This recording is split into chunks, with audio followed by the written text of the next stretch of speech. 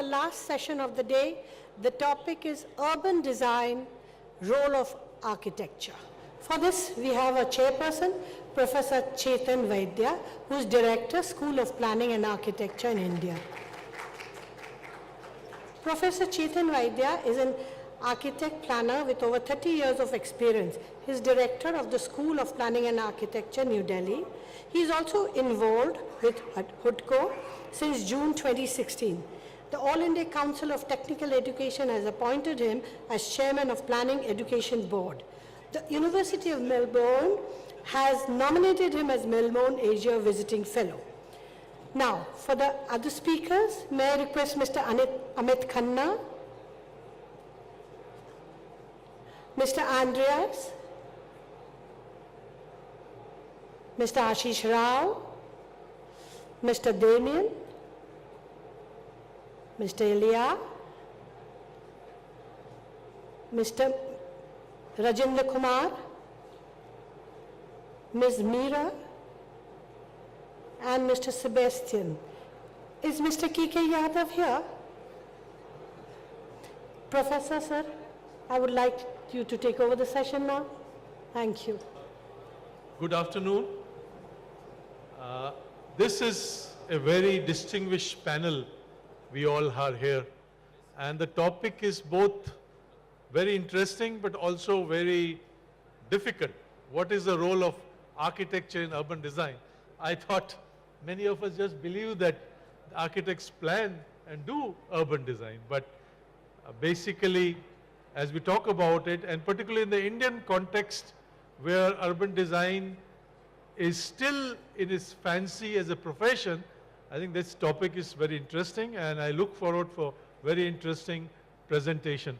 One request to all the presentation is, since our time is short, people should limit themselves to about 7 minutes. Please limit yourself for 7 minutes. I'm sorry you're coming from so far distance and I'm making such a rule, but I think that will be important and we'll have some time for discussion hopefully after this. So without giving any other background, I now invite Mr. Amit Khanna, Design Principal, AKDA, India. Good afternoon. We've got the hard shift, which is post-lunch, but we'll try and make it as interesting as possible. Yeah, that's better. So what I'm going to do today is try and talk to you about urban re-densification, which I think is one of the major components of going ahead with a smart city, at least in the Indian context.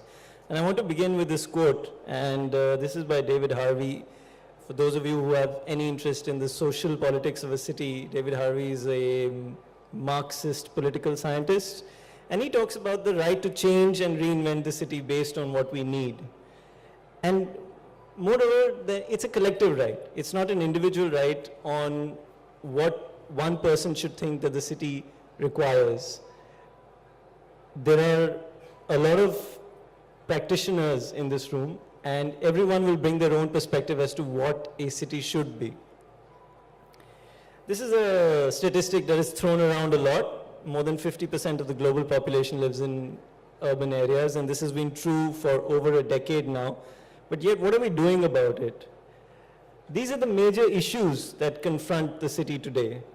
The top 4 issues are outside my scope of expertise, but I want to sort of reach out to you about these two, low density and developmental controls, because they are very specific to us in the Indian context.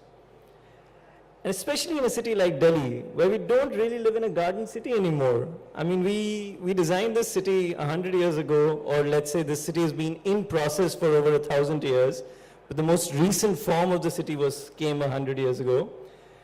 50 years ago, we were a population of 1.7 million. Now we are an official population of 18 million. We are probably a real population of 25 to 30 million, if you include migrant population. That's 10 times the urban growth. So that's Connaught Place for you 50 years ago, and that's what it is right now. And we have a lot of people coming into Delhi. This is not a static situation. You have over 250,000 moving to the city every year. However, Delhi remains a very unequal city. And whether it is unequal in socioeconomic terms is of course an entirely different conversation, but I want to talk about building density. And you'll find that even though Delhi has an average of 11,000 people per square kilometer, which is one of the highest in the world, there is a wide disparity in terms of the actual density that occurs. Connaught Place has only 4,000, places like Uttam Nagar have excess of 35,000. So here are some strategies to address urbanization in Delhi. And without sort of actually getting into the details of what should be done, these are just some broad indicators.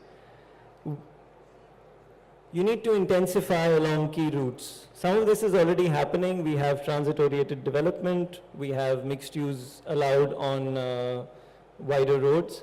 But policy needs to change to allow land aggregation. It must encourage mixed use as well. We live in a city where there is a lot of open space, and you know, Delhiites tend to pride themselves on how open the city is, which is very counterproductive to the actual functioning of a city. There is in my opinion, an irrational ban on building close to historic buildings. There is unequal land allocation. You must come to terms with your historicity and build a tighter urban fabric, and planning incentives can be used for that. Large-scale new buildings are also required in this city. We have again, in my opinion, somewhat irrational height limit on most of the city, and it takes forever to get a lot of these things done. And the last thing is, of course, you're seeing a little bit of this in Kidwai Nagar, estate regeneration on a massive city scale, and there are multiple ways to do it. It's better handled by experts, public-private partners, that creates additional supply, all the while engaging with the street. And I want to leave you with this statistic. This is the potential reduction of urban infrastructure capital requirements over the next 15 years if we have more compact urban growth. So I make the case for making a denser Delhi. As silly as it may sound, we waste a lot of space in this city, and we must make a more compact Delhi. Thank you. Thank you, Amit. That was really good in terms of time. I just want to bring out one point. Very nicely said that we need to have compact city. I also want to add to that. We need compact city linked to good public transport. Absolutely. That, I think you wanted to say that. Yeah, indirectly. absolutely. Thank you so much, Amit. I will now invite Mr. Andreas Binkert, I'm sorry if I'm pronouncing it wrongly, Vice President, Nuesch Development, Switzerland. Good evening, ladies and gentlemen. Thank you for the invitation to come here to New Delhi. Until my presentation starts, I would like to thank the All India Institute of Local Self-Government who brought me here, and I will show reference to their issues with one or two of my slides. Now I'll try to keep the 7 minutes. When I was on the plane, I tried to reduce it even more. But there's so much to say about smart cities that we can only pinpoint a few elements if we want to keep our time, which I'm trying to do. What is it that the role of architecture shall be in the creation of this new urban design of smart cities? My answer in red, you only have to read the red in all my pictures. Create vision far beyond architecture. I think most of us here on the panel are architects, and we think in brick and mortar. We have to start changing our attitude. It has much more to do with bits and bytes than with brick and mortar. Now, when you look at cities like New Delhi, and you compare it to Switzerland, all of what you see on that map is about a third of New Delhi. And when we heard from my speaker just before me that we have to make more density, I could not agree more. The density that we have in Switzerland is combined of different nodes. And in between the nodes, what you see in green is not parks. That's the fiber optic linkage from one to the next. And that's why I would call Switzerland a smart city, a small smart city compared to what we have in India. Connected density, that would be the key word. Now, in Switzerland, in 2 weeks, there will be a very, very important vote. In Switzerland, all important things are voted in by the people themselves. We have a government that only executes what the people want, and we will find out whether the people want a smart Switzerland in 2 weeks. So, very nervous about that. Switzerland wants to have a better efficiency. They want to have a change to almost all renewables, and they want to get, on top of that, out of nuclear. That is very difficult, and it only works when we keep the 3 circles, which I've put up there in the upper left corner, always in front and in our hearts.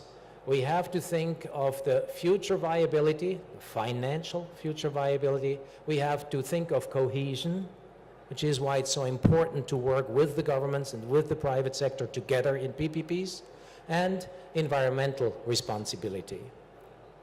All of that boils down to what in Switzerland is called the 2,000-watt society. And since I only have 7 minutes, I took the liberty to put all of what I said and made much more on our website. So if you're interested in that, please go to www.nuesch and you will find everything there. 2,000-watt society, according to Wikipedia, is an idea for society, not for architects or for individual buildings, but for society as a whole. We have a limited amount of energy on this globe, and if we divide it evenly amongst the 8 billion people that we have on the globe, we end up with 2,000 watt per person. That's what we are allowed to use if we want to be democratic. And of course, as a Swiss, we don't know any different. Now, I am not using 2,000. I just flew in 2 days ago, and I will fly out tomorrow. My annual one is 12,000. So that shows you what the spread is. Most people in here will use a lot more than 2,000, and the poor people out in the countryside, they use less, but they would like to have our life standards. So when they come up, we will collapse, and we don't want that. So we decided in Switzerland to come up with a new label called 2,000 watt sites, where we say, how much energy do you use for your buildings, which is the embedded energy? How much energy do you use for the operation? And how much do you use for transport? And all that together should fit into the 2,000 watt, and then you get a certificate for it. So I would greatly encourage India to think along these lines, because even though we have all kinds of standards, none of them really include society, and that's what is needed in my view. It needs a top-down, bottom-up way of tackling our biggest problem. Top-down means the governments are requested to work towards it, and that's why we do in 2 weeks this big vote in Switzerland, and bottom-up with all kinds of companies. We can correlate all our efforts. This is a picture that I found in the paper recently here in India, a Swiss-Indian cooperation called Building Energy Efficiency Program. Those of you who are interested in that, tomorrow afternoon will be a session dedicated to the BEEP and some other Swiss projects. Companies, Swisscom, the telephone company, goes into smart metering, smart parking. Swiss Pro Blinds, a small startup here in India, wants to design a smart facade, a facade that doesn't require energy, but produces energy. Because you see, when I come to India, I always wonder, why is there no solar protection on the new buildings? They're all glass boxes, which is totally irresponsible in a climate like what we have here. We should shade these buildings. So let's do this. Siemens, Desert Tech is the biggest project in Europe where we bring solar energy from North Africa to Europe. That's possible. It's just a matter of doing it. Controlling traffic. It took me an hour to get here. I could have walked because traffic is so bad. We have to manage traffic. And all of that boils down to, as we heard before, to density. I personally believe it's not only high density, there will always be places with mid density and low density, but those have to be connected smartly. And that connectivity is the second most important thing. I think I can't get rid of this, can I? Yeah. So flow of people, flow of goods, flow of energy, flow of information. All of that needs to be done together with the density, and then we can try and do smart cities. Why do they not work? Because it's financially difficult, and that hasn't been solved yet. And I would like to hear more about that here in India as well. I think that is the major point. And to come to an end, the idea is here. We have to implement it. It's challenging to us architects and planners, it's challenging to politicians, and it's challenging to governments. Only when we work together can we do it. Thank you. Thank you, Architect Andreas. That point is very well taken. Working together at partnership at all levels. I will now invite Mr. Ashish Rao Ghorpade, Regional Executive Manager, ICLEI South Asia. Thank you, Chair. I am Ashish. I represent ICLEI, and I'm going to talk about smart and efficient buildings in the context of smart cities. I am an architect and urban planner. I do not practice architecture anymore, but I feel the need to talk about the importance of efficient and smart buildings in the context of smart cities for policymakers and decision makers. A little bit about myself. I represent an organization that is an association of cities worldwide. More than 1,500 cities, in fact, we represent. And we work around 10 goals, which we've identified on our own. In India, we work with a number of cities, more than 50, and also provide services to cities in neighboring countries. I want to talk about some work that we are doing in highlighting the role of building architecture in smart cities.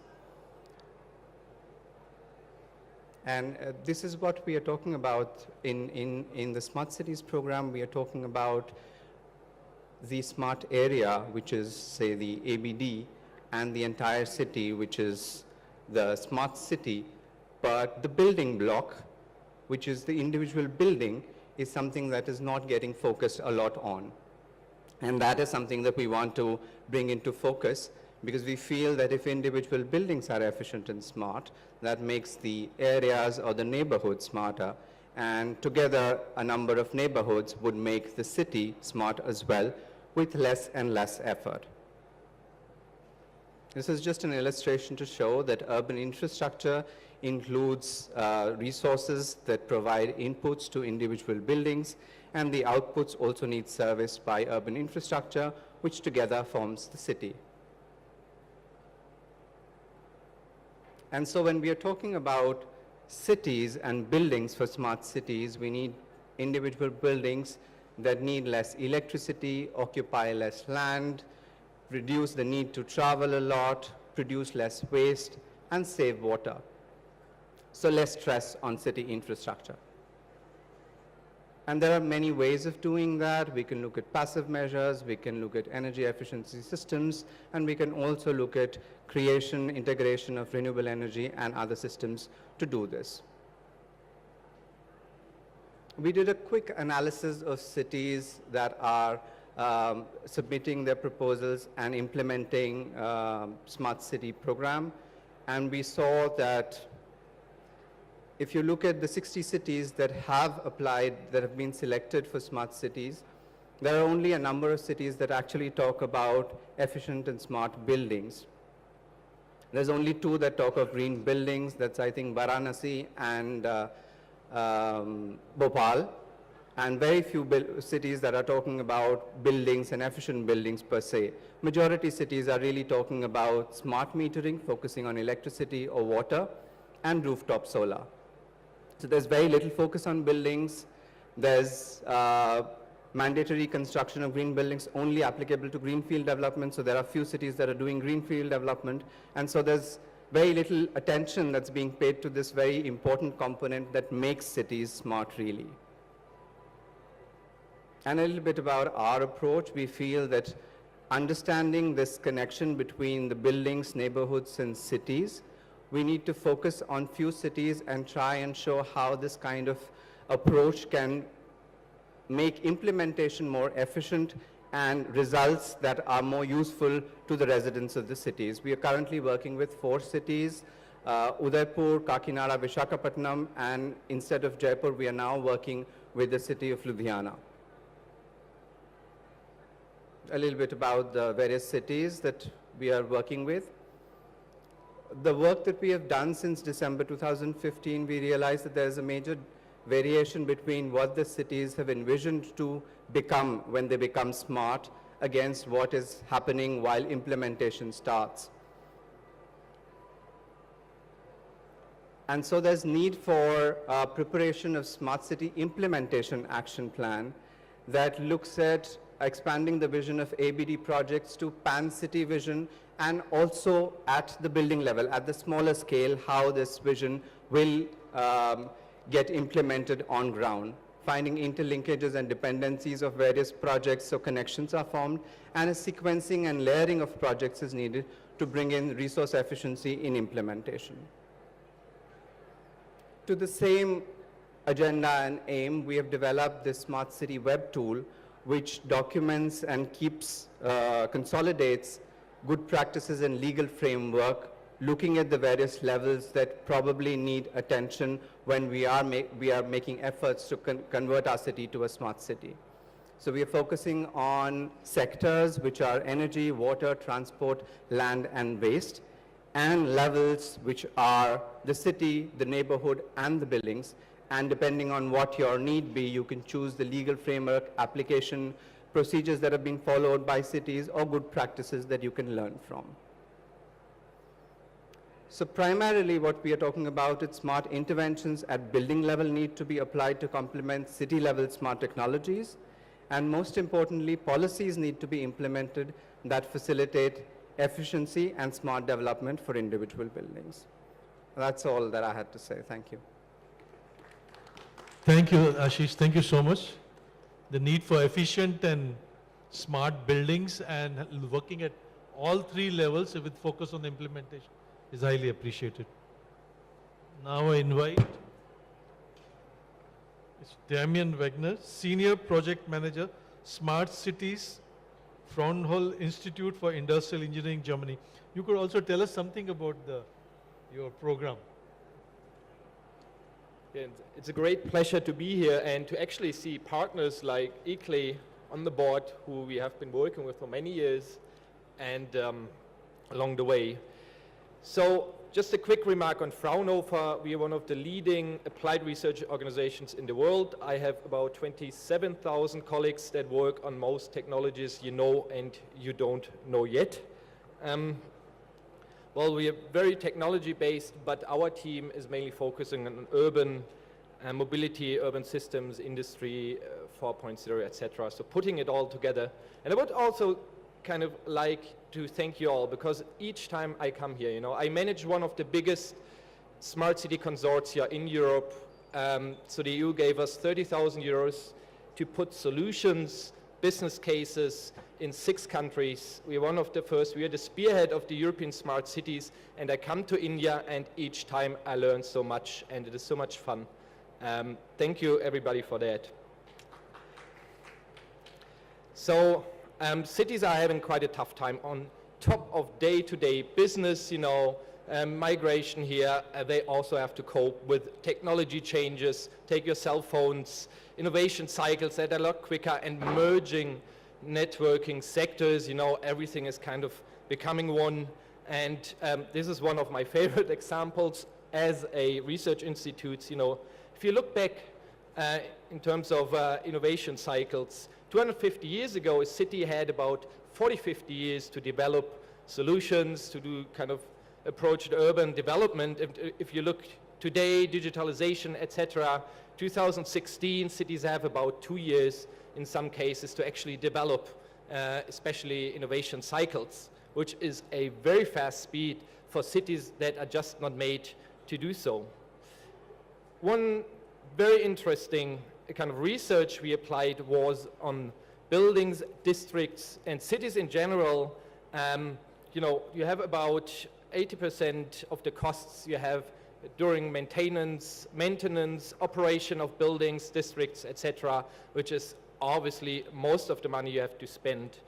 And, you know, applying some of the research, we found out that if you put only 1% of the cost of the research, you know, of the overall cost in research, put some innovation, do some co-creation, you can save up to 40–50% of the costs, you know, during operation, which tells us, hey guys, you know, technology is important, but you have to put a lot of effort, and we have some bright minds here and down there. We really have to put it up front to make it smart, as we say today.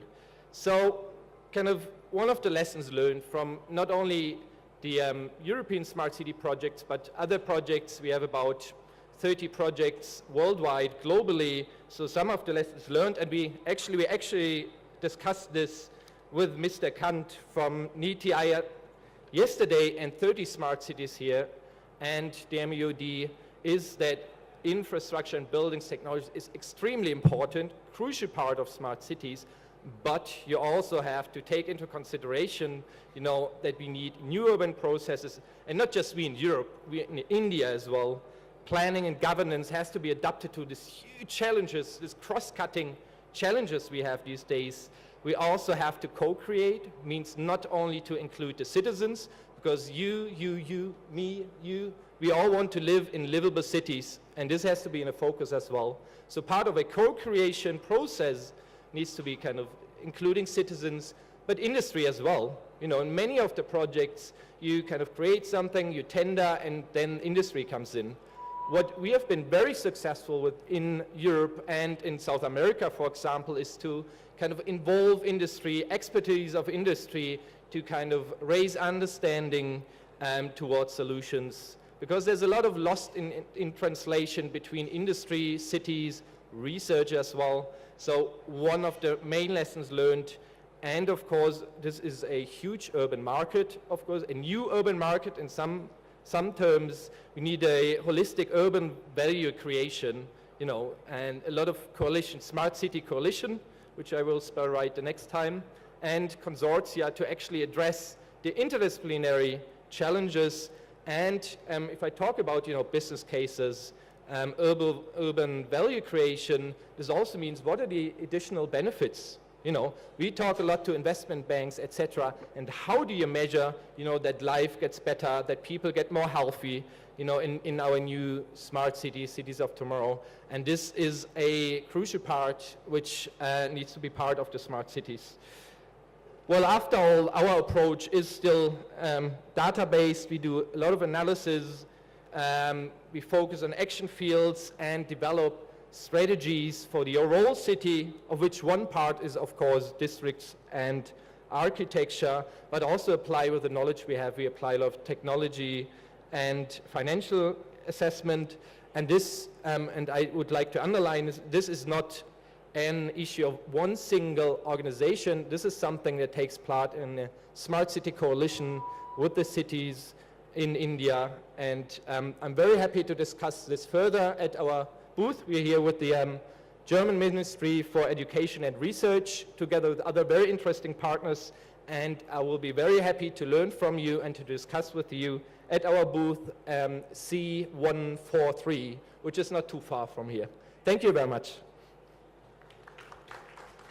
Thank you very much. He represents Fraunhofer, I don't know if I'm pronouncing it correctly, an organization which is a network of scientific organizations. And one of the issues which they are focusing on smart city, and some of our cities are involved with this to learn from each other. And your idea of saying involving industry right from the beginning for urban solution is very well appreciated. Yeah, research, academics, yeah, all together. Thank you so much for that presentation. Now I'll invite Mr. Ilija Vukorep. I hope I'm right in pronouncing. Professor Digital Design, Brandenburg Technical University. He's an architect, co-founder of LOMA, Germany. Yeah, thank you very much for inviting me here to this conference.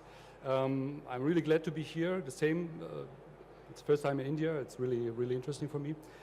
And just a few words about me. I'm an architect, practicing architect, and also teaching at the Brandenburg Technical University in Germany. It's near Berlin. And also a member of the Institute for Floating Buildings. And this is the topic that I'm going to talk about here today. I don't have any fancy presentation, I'm sorry, even I'm architect. But you can visit our place here at C134. You already mentioned it's here. There are some nice realized projects, nice visual projects, so you can get more information there in form of pictures. So why I'm in the Institute of Floating Buildings? Years ago I planned a floating building, and this is how I get into this. And years ago I'm covering this part of architecture at this institute. But this institute is also consisting out of several other professions, from professors also in technical professors, energy professors, and departments that are covering very diverse scope of problems that we deal with buildings that are floating on water. So what problems are we addressing here? There is undoubtedly a climatic change in the world. Maybe some people will say, no, it's not so wrong, but it is really going on. It's slowly going on, so it's something that is over generations will shape our future, the way how we live and the way people will settle. So what is happening? Some numbers. In 2100, we will have a rise of sea level. It's approximately about 1 meter, but it is even optimistically thought. So 1 meter to 2 meters. This is in 70 years. How many people are going to live in 2100? We are calculating about 11 billion. So now we have 7 billions, it will be 11 billions. So we have in fact a double pressure. We have a pressure from the sea, so the land is in fact getting less, and we have more people living on Earth. So there are several solutions now even thought, even built around the world. We are seeing what's happening in Netherlands. They are building protection walls against high waves. We have a big projects in Venice, protecting the historic site of Venice. We have a really big concept of a big wall called the Big U in trying to protect the lower Manhattan. And these projects are all against water, of course. This is something that they are dealing with, really big problems. Imagine Venice covered by water. But you know, there are moments when water will come over the wall. So it's something that we are trying to deal a little bit different, and not try to fight the water, or more to deal with water. Yeah. So this is the urban part of our institute, where we think of how to build settlements on water. How to build not only houses, not only touristic purpose, but real settlements where people can live on this. So there are several important things that we are dealing here with. There are architectural problems and tasks they are dealing with. There are technical, very technical problems we are dealing with, and there are also urbanistical problems we are dealing with. So it's on all scales we have to, in our institute we are trying to solve these tasks. And why are we doing this in an area where, in fact, we are not, my university is not next to a sea or something, but we have a big area of artificial lakes around there. And what we have there is, in fact, a big lab where we can research floating buildings, where we can test them, where we can build them, and so it's really a good thing where we can try different solutions. So we already built a lot of buildings there. There's a little settlement also going on to existing now, going to be built on the lake, and we also have a little port. We can deal with buildings and ship them around, so on. So what are the architectural problems that we're dealing with? We cannot transfer normal buildings to floating pontons. We have to modify them. They are different than the buildings on ground. We have a lot of topics that is dealing with energy, how we can make these buildings and settlements autonomic, so they are not, you not plug the settlement into the existing energy grid. So these buildings and settlements have to be autonomic. The same thing about the waste and water management is something that is very, very difficult. How do we get energy on water? I mean, we are on water, buildings on water are in fact like a big battery, so there are possibility to gain energy from water, to gain from the sun, and gain even from waves. All movements that is all the time happening there. Urban topics is something that we cannot, in fact, really research there. It's a lab situation, but we are cooperating now, and with the help of the German ministry, we are cooperating with Vietnamese partners there who are interested in our ideas, and I'm welcoming Indian partners also to cooperate with us if the problem is also affecting India. I guess it's affecting the whole world, but welcome to talk with me. Thank you. Thank you. That was very important. How could you take that lab experiment in the reality? It will be interesting to note that. I now invite Mrs. Meera Malegaonkar, Director BEE Design Hub from Mumbai, and her focus is on sustainable urban development. Hello. Today our topic of discussion is architecture and urban development. But however, my topic is little diversion from this topic because, you want to adjust? Okay. Okay. I will be talking little bit different from this topic.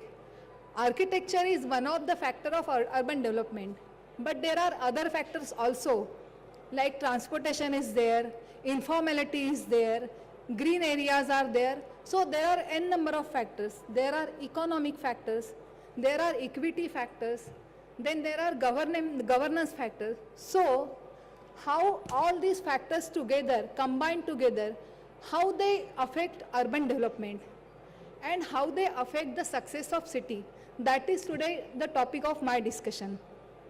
Okay, but here there is one problem. How you measure this city factor and how you measure the performance of city empirically. That is, so we have to develop a framework where you can measure the city factors as well as you can measure the performance of city. Because as Galileo said, measure what is measurable and make measurable what is not so. Because what is measured, it gets done. So I will present the framework how to measure the city factors as well as city performance as a whole. Now, in the context of our global climate change, sustainability of city is very important so that the negative effects can be ameliorated. So all the city design and the city factor, they affect sustainability. So we can measure the performance city in form of sustainability. How the sustainability index can be the measure of city performance. So I am going to make a framework which will measure the sustainability. In my study, so I have proposed a framework which is called as Green City Framework, Green City Index, by which we can measure the city performance. Okay. However, how you measure the success? Not so long ago, progress of the city was used to be measured by wealth. Now, in the context of globalization, people, idea as well as investment. There are flows of people, ideas and investment.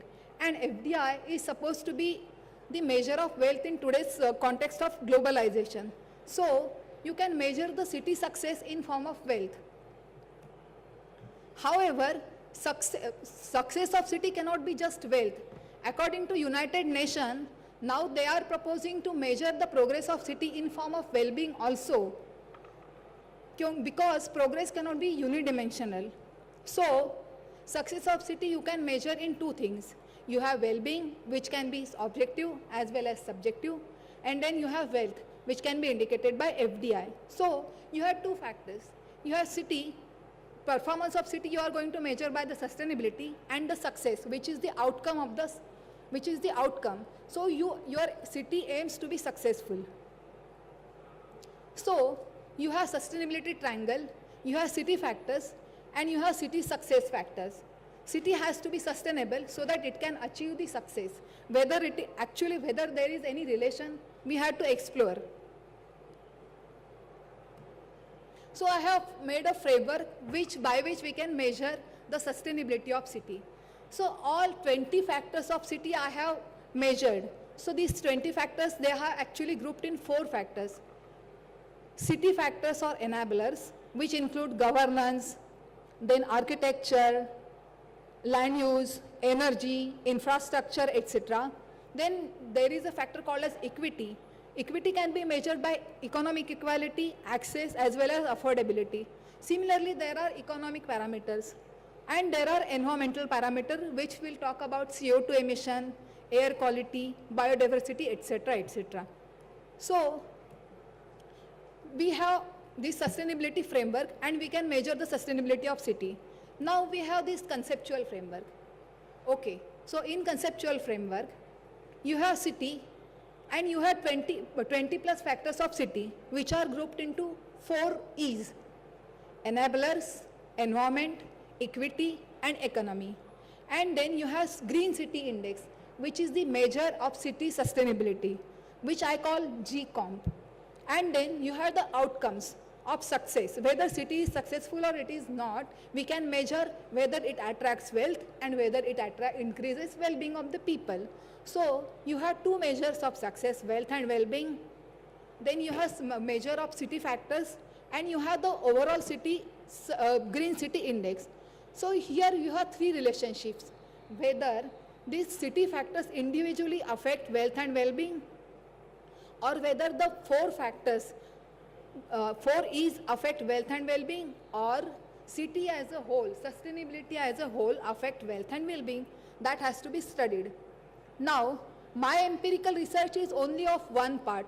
Second part I am planning to do, but I will present my research, which I have explained the relationship between city factors, 4 E's, and green city index with wealth. Okay.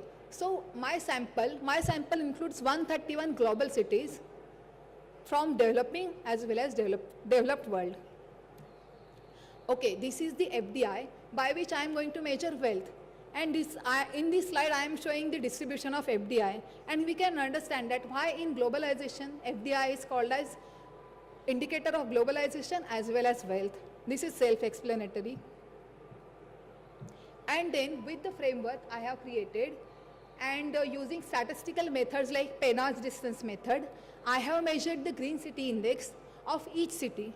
Now you can very well see here, in green city, you can see European cities, they have very high green city index. Then you have Japan and all these countries, they have good green city index, but Africa and South Asia, they have least green city index. So why? What is the reason behind it? Why India and South Africa, they have least green city index? And I have the ranking also. I have created green city ranking. Now you can see Tokyo is on top, and all 4 Indian cities in my sample, they are like 68, 70, 71 and 72. So they are bottom. I have included Delhi, Mumbai, Bangalore and Kolkata in my sample. What is happening? Okay, the reason behind is this, that I found out that green city index is directly proportional to GDP per capita. You can see all Indian cities are towards the left corner, left bottom corner, and all the rich cities are top right corner. So obviously it is direct relationship between the wealth of GDP per capita as well as Green City Index. That is the reason all the African and South Asian cities, they are very bad in Green City Index. I have seen this relationship for 2 years, 2008 and 2015, and almost both the year it's same.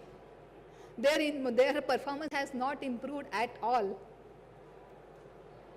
Okay, and this is the statistical relationship. What I found that overall Green City Index, it is directly and significantly related to FDI for all economic group as well as for all sectors of FDI. So you can see Green City Index is directly and significantly proportionate to wealth. However, these four E's, they are also related, but not that significantly as the overall index is related to. And some of these 4 E's, few areas they are negatively related and some of them are positively related. Same is for Green City factor. Their impact is not that significant. However, some of the factors are related. So I can conclude that sustainability of the city is very important and sustainability helps in attracting wealth. So what we should do is, we should also measure this relationship with well-being, happiness. This is my one conclusion, and we can find out which factors affect your well-being. And second thing, because India is very bad in sustainability, we have to have more resources in research field. That is most important. Thank you so much. Thank you, Meera ji. That was very nice. And I invite Rajendra Kumar, Principal Architect, Architect Rajendra Kumar and Associates. He balances practice as well as teaching. Am I right, Rajendra? Yeah.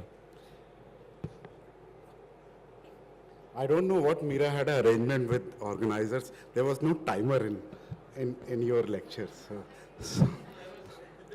Well, thank you so much, Smart City Expo, for inviting me. I'll try to be within 7 minutes only. I have my timer. Meera had no. So I have a 264 slides, so I need to be very fast. So this is the Central Park. My lecture, my topic is going to be urban regeneration and what is the role of architecture, what we as an architect can do. This is the Central Park, New York. So there is a, is there any guess what is the next image going to be?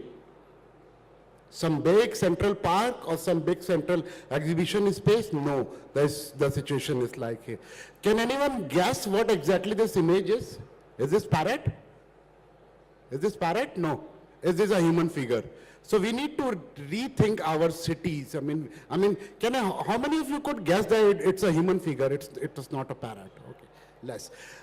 We are making a big metropolis. We are making a metros. We are making an airport. We are making a large infrastructure, but we are missing the last point. We are missing the last mile point, connectivity. Delhi Metro, I don't mind traveling by Delhi Metro, but the biggest disaster when I get out from the railway station, from the metro station, and I need to be dependent. So there is the linkage disconnection. So how the West cities are working very efficient, we need to learn from them. There is a catch in this city, in this image. If you spit in Hindi, you will have to pay 500 rupees. But if you spit in English, you have to pay 250 rupees only. So there is, this is a big, so there is a disconnect about how our governance is working. This is how our cities are. This is how our cities are coming, and we are. So this is the photograph of my house. This is my son. When he was sleeping in my house, in my school, I said, "Beta, kyun so raha?" Then he said, "Sir," okay, so there is one image which he gave the reference of the people sleeping on the floor also. So, Papa, jab wo sote to hum log zameen pe sone mein kya problem hai?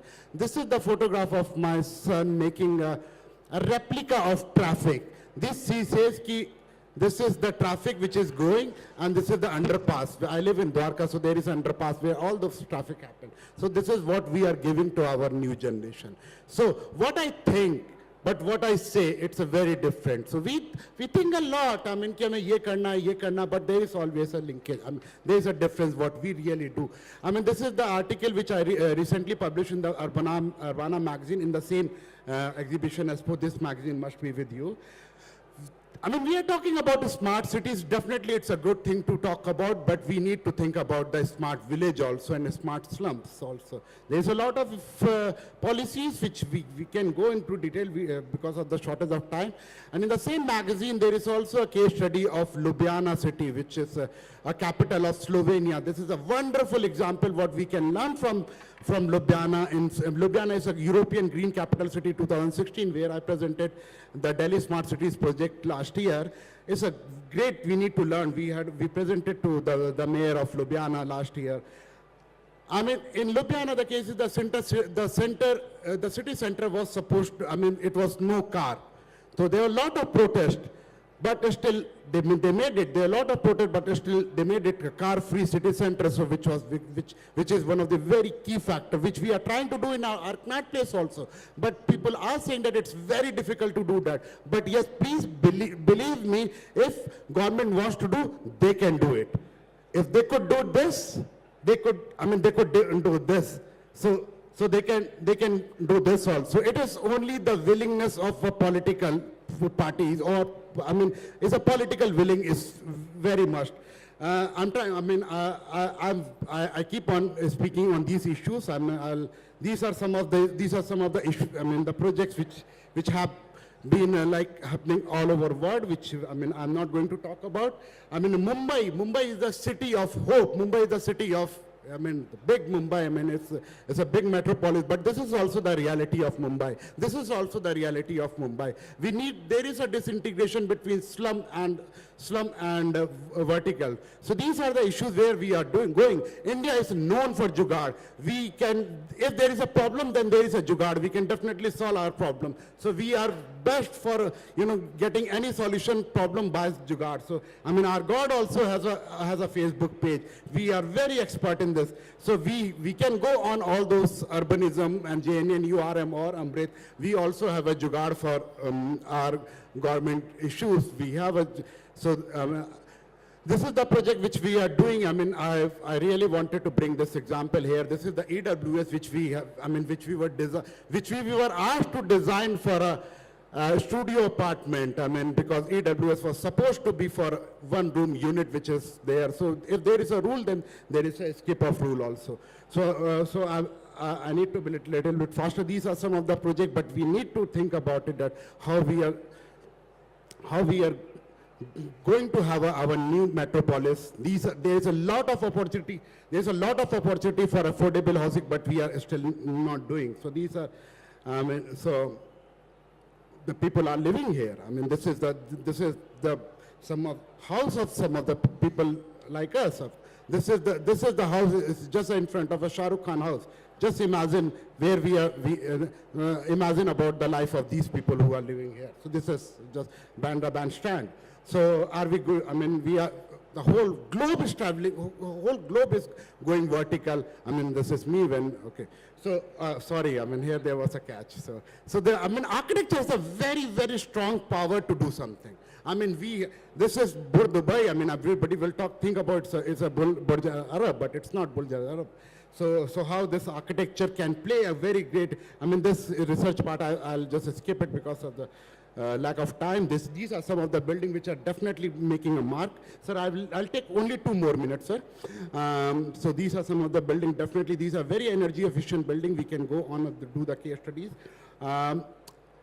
Buildings are, I mean, there are innovation happening. I'm not saying that everything is going wrong, but there are innovation happening. These are some of the buildings. This is the Bosco Verticale. Andreas, I was talking about this project. So just 2 more minutes. I assure you that I'll not be more than 2 minutes. So this is the building where I was working when I was in Milan with the architect Stefano Boeri. There are a lot of issues happening. I mean, there are a lot of debate happening about going green, and absolutely there is no problem in that. But okay. So, I mean, it's a good that our government is doing a lot of initiative toward this. These are some of the buildings which we are doing in Gurgaon. I mean, this is the building. So not this building. This building which we are doing in Gurgaon, this is under construction, it is the building of office complex and retail. This is the building which we developed in Calcutta. I mean, just yesterday I'm coming from Calcutta. This is the very important building I wanted to discuss. This building is a very innovative, very nicely designed building, and this building was proposed in Chandigarh. But Chandigarh, anything to do anti-Corbusier is like a crime. So there was a lot of protest against this building. So we could not build this building. So I mean, okay. So. The innovative of this building is like this. You have a typical structure like this, and then you have a rotation of balcony which gives you the impression of dynamism, the same impression what we thought about the Santiago Calatravas architecture. So this is the project which we presented to President Pratibha Patil that time. I mean, now as I'm concluding, now the future is changing. You will have to stop, Rajendra, I think. Thank you so much. Thank you. Thank you. Okay.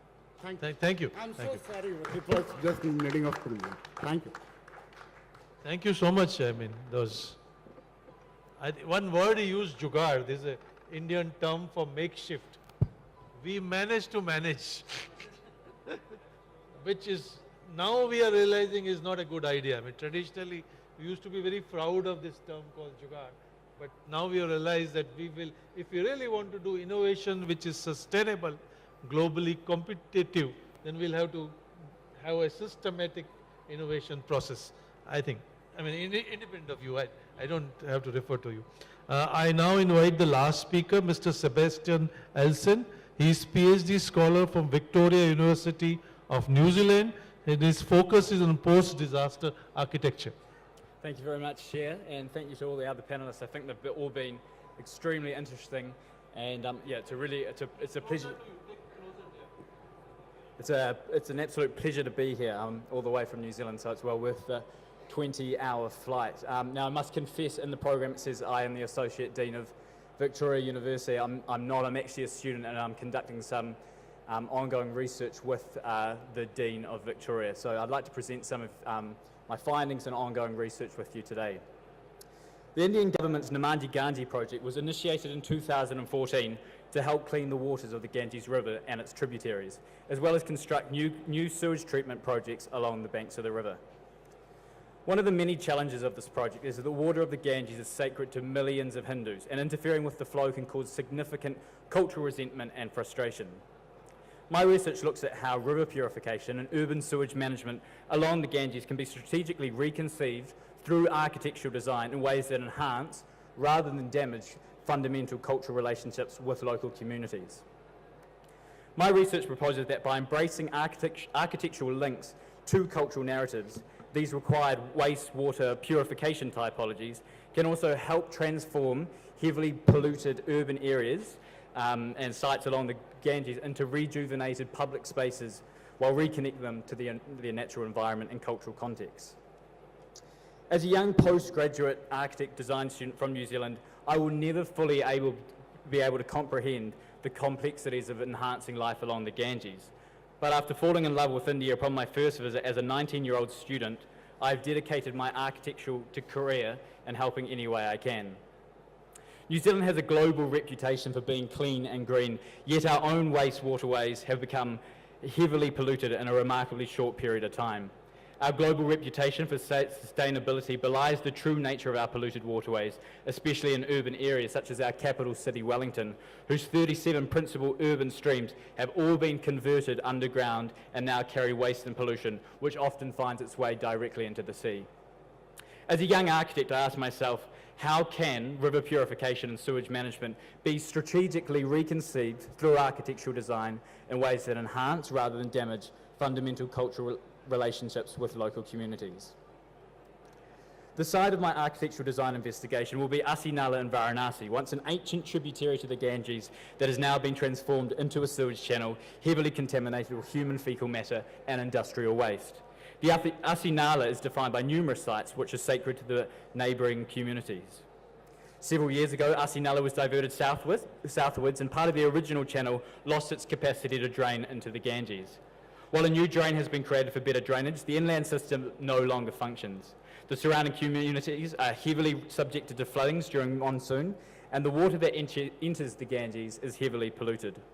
My research is looking for ways that through innovative approaches to architectural design that require industrial waste management systems can actually help transform such urban sites into rejuvenated public spaces that respect the cultural narratives that take place there. My research is looking for sensitive ways to incorporate into these communities natural filtration systems such as wetlands and biosoils, together with large industrial waste sewage treatment plants. My proposition is that innovative architectural design can help assimilate effective pollution mitigation methods into the cultural, spiritual, pragmatic ways that people actually use the river. The aim is to enhance the community's ability to meet its cultural and civic needs when water and sewage treatment facilities are sited in their communities. The first case study I will show you is a stream restoration project in Seoul. This important stream once ran through the middle of downtown Seoul and into the Han River. Severely polluted and populated by slums, it was eventually paved over in the 1960s. But in 2005, a decision was made to reclaim the 3.6-mile-long stream and integrate it back into the public environment. The success of this restoration project ultimately spurred expansive economic and ecological growth in the area. Pollution mitigation was undertaken through natural wetland filtration systems and aeration of the newly daylighted stream, resulting in the return of native flora and fauna. From a cultural and community perspective, traditional and historical elements were retained and even reinterpreted to ensure the extended community would continue to engage with the restored river and its evolving history would not be forgotten. The pragmatic requirements of this project, such as bridges and filtration dams, have been architecturally incorporated into the design in a sensitive way that enables the nearby residents and wider community to all benefit. Another factor that the stream shares with the Asinala and other tributaries is that the flow of the Ganges is important in incorporating flood mitigation systems. The restoration design incorporates a two-tiered flood mitigation system. The upper terraces are reserved for pedestrian activities that visually connect with the urban context, while the lower terraces have been structured to function in a naturalised state with the return of native flora forming the corridors of the stream. Flooding is contained within the lower tiers. During non-flood periods, the lower tiers mimic the meandering flow of the stream, further enhancing the ecological function of the flora while decreasing the velocity of the stream. Similar redevelopment frameworks could be achieved along the tributaries of the Ganges through a sensitive configuration of new GATs and public gathering spaces that cater towards the community's cultural and civic needs, even within the context of water purification and flood mitigation. Large industrial water filtration plants are often necessary, and these too can be sensitively incorporated into the cultural context of a site. In 2008, an Italian architecture firm designed a water purification plant on the island of San Erasmo in the Venice Lagoon that integrates the industrial filtration facility into the surrounding landscape. By carefully designing the distribution of flows used in the water purification process, it was possible to bury a significant part of the construction. The facility appears as a 1 metre thick, red pigmented concrete wall, which are designed to reflect the historical architectural fortifications nearby, while the majority of the industrial piping is hidden underground. The facility is designed geometrically to echo the orientations of the cultivated artichoke fields and their irrigation channels, while reflecting the architectural palette of the historical buildings nearby. The building consists of two parts: an underground area that contains the water purification equipment and 4 architectural walls above where the sediment is removed and dried. The Amiga Centre for Sustainable Living in New York describes its water purification approach as thinking globally but acting locally. It believes that every local contribution to water purification is important. The facility processes up to 52,000 gallons of water per day. In doing so, it replaces the original wastewater disposal system for 119 buildings on the 195-acre site. I'm going to go slightly over time, if that's okay. I don't have too much more, I promise.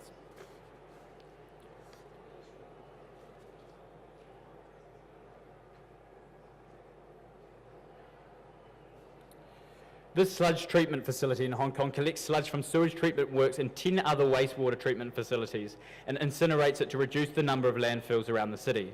Its architectural design takes on the flowing form of the surrounding hillside while incorporating green roofs to attract native flora. It has a treatment capacity of 2,000 tonnes per day and annually generates 25 million in revenue from excess electricity it produces. The architecture incorporates a desalination plant, wastewater treatment plant, and educational facilities. It also incorporates public amenities into the plant, enabling people to work and play and socially interact within the facility. One of the ultimate objectives of my research is to look for innovative ways to incorporate low-cost housing into the architectural design of water purification plants along the Ganges. As an example, the San Francisco Public Utilities Commission building incorporates its own wastewater treatment plant, which operates internally in the form of a constructed wetland or living machine that cleans all the building's grey water and black water. For energy production, it captures daylighting through south-facing light shells and climate-controlled exterior blinds. Sebastian, I think you've gone beyond your 7 minutes. Okay, excellent. Much beyond. Thank you very much. It's been an absolute pleasure. Thank you, thank you. I have been asked to summarize. I don't think we have time for question answer, but I'll try to summarize. We had 8 speakers from 4 countries, 3 of them our guests from Germany, Switzerland, New Zealand, 4 of them from 3 different countries. I'm not going to summarize speaker-wise, but broadly the issues which came out, one was need for a compact city with linkage to public transport, creating vision beyond architecture, as you mentioned, limiting energy use per capita or per household, efficient and smart planning at building, household and city level, involving the whole community and industry for getting smart city solutions. Okay, link between wealth and great green city index. I think that was your point. And then there was issue of what we can do and need for a political will, particularly in the context of car-free environment. I think that was a point which Rajendra was mentioning. And finally, our speaker friend from New Zealand said, think globally and link and work locally, with specific example of how disaster architecture and water purification projects could be taken up. I think that was a vast field, and I think we did a good job with timing, and thank you so much, all the panelists. I want to make one point. I'll make one point. When I was examining the city factors, they were 20 or so. And what I found, that factors like what you are talking about, sir is talking about transportation, sir is talking about compact cities, energy, all these factors, actually I found positive relationship with competitiveness. What I found, that informality, it has got very strong negative relationship with competitiveness. And actually when we are designing smart cities, this one factor of reducing informality has to be looked upon. One more factor, resilience of city, resilience for natural disaster. It has got also found very positive and significant relationship with competitiveness. So I think when we are designing smart cities, we know which factor we should actually research upon. Thank you so much. Before we close for the day, I would like to request our chairperson, Professor Chetan Vaidya, to present mementos to esteemed speakers, please. We will start with Mr. Amit Khanna.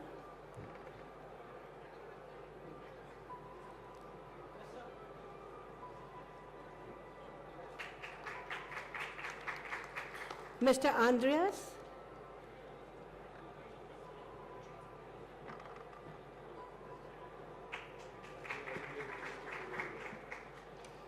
Mr. Ashish Rao.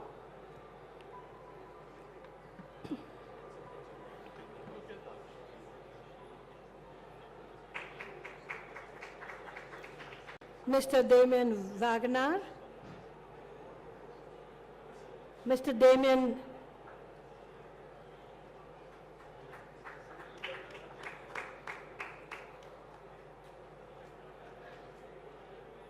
Mr. Ilija.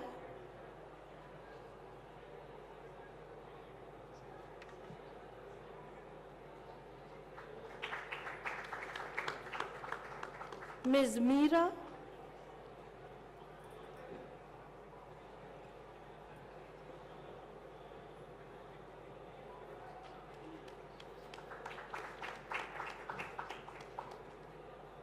Mr. Rajendra Kumar.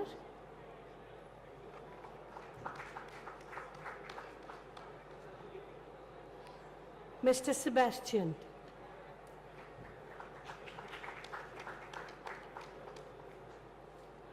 And now,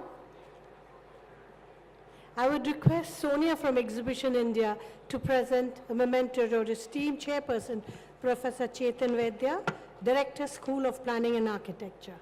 Thank you so much for conducting the session so beautifully and just keeping it on time.